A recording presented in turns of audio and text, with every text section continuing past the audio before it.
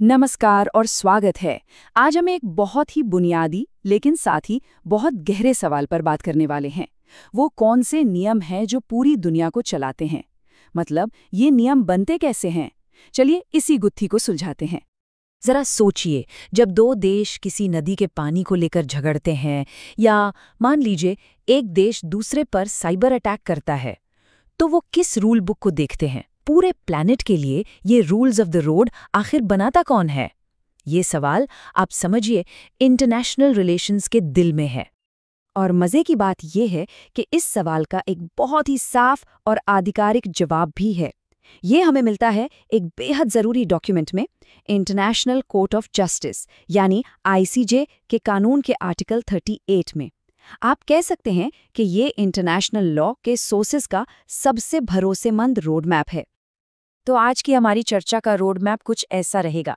हम देखेंगे कि दुनिया की ये नियम पुस्तिका क्या है, इसके प्राइमरी सोर्सेस क्या है, उनको समझने में कौन से सबूत मदद करते हैं।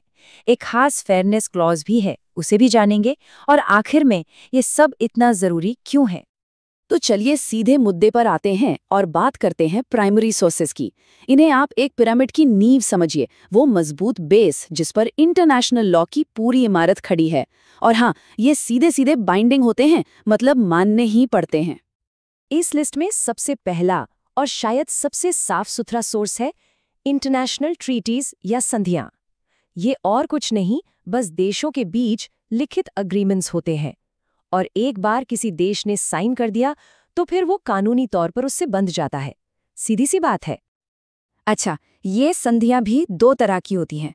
एक होती है बाइलैटरल, जो बस दो देशों के बीच होती हैं, जैसे कोई ट्रेड डील। और दूसरी होती है मल्टीलैटरल, जिनमें बहुत सारे देश शामिल होते हैं।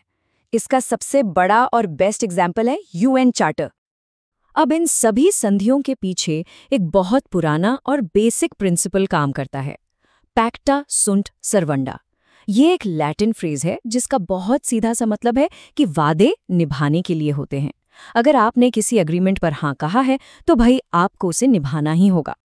ठीक है, तो संधियों के बाद अब आते हैं दूसरे प्राइमरी सोर्स पर, और ये है इंटरनेशनल कस्टम यानी अंतर्राष्ट्रीय प्रथा। ये वो अनरिटन रूल्स हैं जो कहीं लिखे तो नहीं है, लेकिन दुनिया के ज्यादातर देश इन्हें फॉलो करते हैं। ये नियम असल में सदियों से चले आ रहे देशों के बर्ताव और उनकी आपसी समझ से बने हैं। अब देखिए, किसी भी प्रैक्टिस को कस्टमरी लॉ बनने के लिए दो चीजें चाहिए होती हैं। पहली है स्टेट प्रैक्टिस, मतलब ज्यादातर देश लगातार एक जैसा ही बर्ताव कर रहे हों। और दूसरी, और ये बहुत जरूरी है, वो है ओपिनियो जूरिस। इसका मतलब है कि देश ऐसा इसलिए नहीं कर रहे हैं कि ये अच्छी बात है, बल्कि इसलिए कर रहे हैं क्योंकि उन्हें लगता है कि ऐसा करना उनकी कानूनी जिम्मेदारी है। ये एक कानूनी ऑब्लिगेशन है। इसके कुछ क्लासिक उदाहरण देखें तो जैसे विदेशी डिप्लोमैट्स को जो इम्यूनिटी मिलती है वो इसी में आता है, या फिर खुले समुद्र में किसी भी देश के जहाज का आ जा सकना। और तो और जेनोसाइड यानी नरसंहार और स्लेवरी यानी गुलामी पर जो बैन है, ये सब भी कस्टमरी लॉ ही है जिन्हें आज पूरी दुनिया मानती है। और हमारा तीसरा प्राइमरी सोर्स है जनरल प्रिंसिपल्स ऑफ लॉ। ये वो बेसिक लीगल आइडियाज हैं जो दुनिया के लगभग हर देश के कानून में मिल जाते हैं। सोचिए, कभी कभी ऐसा होता है कि कोई ट्रीटी या कस्टम किसी सिचुएशन पर कुछ नहीं कहता, तो ऐसे में जो गैप बन जाता है उसे भरने के लिए इन जनरल प्रिंसिपल्स का इस्तेमाल होता है, ताकि इंसाफ हो सके।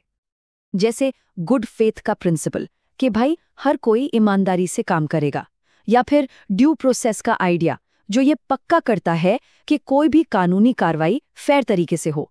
इस तरह के सिद्धांत ही तो हैं जो पूरे इंटरनेशनल लीगल सिस्टम में एक भरोसा बनाए रखते हैं। तो ये तो हो गई पिरामिड की नींव। अब चलते हैं इसके अगले लेवल पर, सपोर्टिंग एविडेंस यानी सहायक साक्ष्य। अब एक बात साफ समझनी है, ये खुद नए कानून नहीं बनाते। इनका काम बस इतना है कि जो कानून पहले से हैं उन्हें समझने में, उन्हें इंटरप्रेट करने में मदद करें। तो जैसा मैंने कहा, इन्हें सब्सिडियरी मीन्स या सहायक साधन कहा जाता है। इनका रोल कानून बनाना नहीं, बल्कि कानून को तय करने में मदद करना है। मतलब प्राइमरी सोर्सेज वही ट्रीटीज और कस्टम्स को और ज्यादा क्लियर करना। इसमें दो मेन चीजें आती हैं।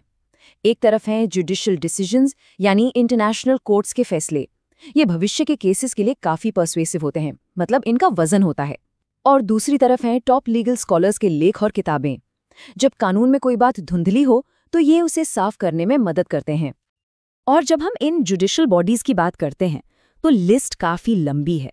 इसमें international court of justice (ICJ) तो है ही, साथ में इंटरनेशनल क्रिमिनल कोर्ट (ICC) और यहाँ तक कि WTO के पैनल भी शामिल हैं। इन सब के फैसले इंटरनेशनल लॉ को शेप देने में एक बड़ा रोल निभाते हैं। अब आते हैं एक बहुत ही दिलचस्प और अनोखे हिस्से पर। इसे आप एक तरह का फेयरनेस क्लॉज या एस्केप हैच कह सकते हैं। इसका इस्तेमाल होता तो बहुत कम है, लेकिन इसका होना ही अपने आप में इंटरनेशनल जस्टिस की एक खास बात को दिखाता है। तो सवाल ये है कि क्या हो अगर किसी केस में कानून को बिल्कुल लकीर का फकीर बनकर लागू किया जाए और नतीजा अन्यायपूर्ण हो, मतलब कानून फॉलो करने से इंसाफ ना हो पाए, तो क्या कोई रास्ता है? जी हाँ, एक रास्ता है। आर्टिकल 38 का क्लॉज 2 कोर्ट को एक स्पेशल पावर देता है। वो किसी केस का फैसला एक्स इक्वो इट बोनो के आधार पर कर सकती है। इसका सीधा सा मतलब है जो सही और अच्छा है उसके अनुसार, यानी कानून की सख्त लिखावट से परे जाकर सिर्फ फेयरनेस और जस्टिस के आधार पर फैसला देना। लेकिन इसमें एक बहुत बड़ा लेकिन है। कोर्ट ऐसा तभी कर सकती है जब केस में शामिल सारे के सारे पक्ष इसके लिए राजी हों। और आप अंदाजा लगा सकते हैं ऐसा होना बहुत मुश्किल है। यही वजह है कि ये एक्सट्रीमली रेयर है, मतलब इसका इस्तेमाल लगभग हुआ ही नहीं है। पर हाँ, ये ऑप्शन मौजूद जरूर है। तो हमने सारे सोर्सेज को एक एक करके देख लिया। अब चलिए एक कदम पीछे हटते हैं और बड़ी तस्वीर देखते हैं। आखिर ये सारे सोर्सेज मिलके इतने जरूरी क्यों हो जाते हैं? तो अगर हमें पूरे सिस्टम को समेटना हो तो कुछ ऐसा है। ट्रीटीज हैं, लिखित वादे, कस्टम है, देशों का अनरिटन बिहेवियर, जनरल प्रिंसिपल्स हैं, कॉमन लीगल लॉजिक, और सब्सिडियरी मीन्स है, इन सबकी एक्सपर्ट इंटरप्रिटेशन।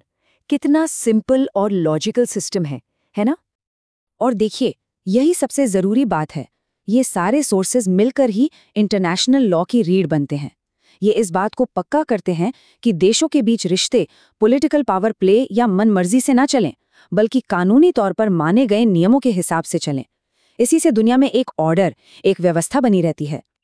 लेकिन ये सारी बातचीत हमें एक बहुत बड़े और मुश्किल सवाल पर लाकर छोड़ देती है।